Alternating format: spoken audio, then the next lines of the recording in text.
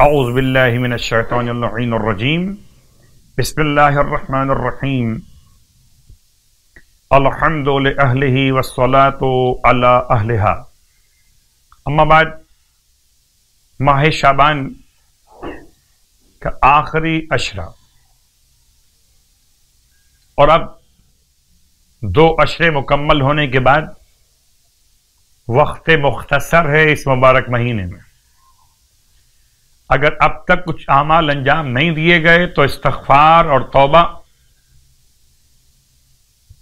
درود کی تلاوت، نماز، تلاوت قرآن اور امام زمانہ علیہ الصلاۃ والسلام سے استغاثہ اور توسل کہ مبارک مہینہ امام زمانہ علیہ الصلاۃ والسلام کے نام سے، اور انشاءاللہ خدا ہم سب کے اعمال، ہم سب کی دعا، ہم سب کی حاجات کو بحق امام زمان علیہ السلام شرف قبولیت عنایت فرمائے۔ ماہ مبارک شعبان کی صلوات میں ہم آخری حصے کی دعائیں آپ کی خدمت میں ایک ایک جملہ بیان کر رہے ہیں۔ اے خدا، وَاجْعَلْنِي لَهُ مُتَّبِعًا، مجھے قرار دے اپنے حبیب صلی اللہ علیہ وآلہ وسلم کی پیروی کرنے والا، حَتَّى أَلْقَاكَ يَوْمَ الْقِيَامَةِ، اتنی پیروی کروں یہاں تک کہ تجھ سے قیامت کے دن ملاقات ہو جائے۔ انی راضیاً،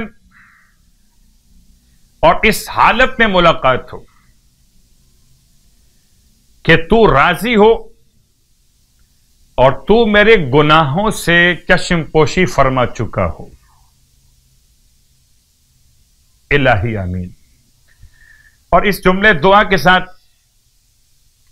ماہ مبارک شعبان المعظم، اللہ کے حبیب صلی اللہ علیہ وآلہ وسلم کا مبارک مہینہ، اور آپ نے مشاہدہ سماعت کے لحاظ سے فرما لیا ہوگا کہ جو روایات ہم روزانہ آپ کی خدمت میں پیش کر رہے ہیں، یہ دونوں رسول خدا صلی اللہ علیہ وآلہ وسلم کی روایات ہیں، یعنی روزوں کا ثواب بھی اور نماز کا طریقہ اور نماز کا ثواب بھی۔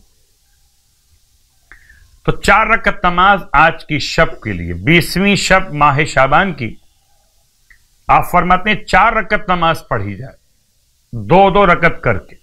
ہر رکعت میں الحمد کے بعد سورہ نصر، اذا جاء نصر اللہ والفتح 15 مرتبہ پڑھی جائے، اور جو اس طرح اس نماز کو انجام دے، اس خدائے برحق کی قسم جس نے مجھے مبعوث برسالت کیا کہ دنیا سے نہیں جائے گا یہ نماز پڑھنے والا مگر حالت خواب میں جنت میں اپنا مقام دیکھ لے گا، اور فرشتگان کے ساتھ، وہ فرشتگان جو خدا کے مقرب ہیں، ان کے ساتھ اس کو محشور کیا جائے گا، یعنی اپنے مرنے سے پہلے حالت خواب میں جنت میں اپنا مقام دیکھے گا اور فرشتگان مقربین کے ساتھ محشور کیا جائے گا۔ آپ فرماتے ہیں جو شخص ماہ شعبان کے 20 روزے مکمل کر لے تو 70,000 حور العین کے ساتھ اس کی تزویج ہوگی۔ اللہ اکبر! 70,000 حوروں کے ساتھ اس کی تزویج واقع ہوگی۔ خدا ہم سب کو ماہ مبارک شعبان کے صیام اور قیام کی توفیق عطا فرمائے۔ الہی آمین۔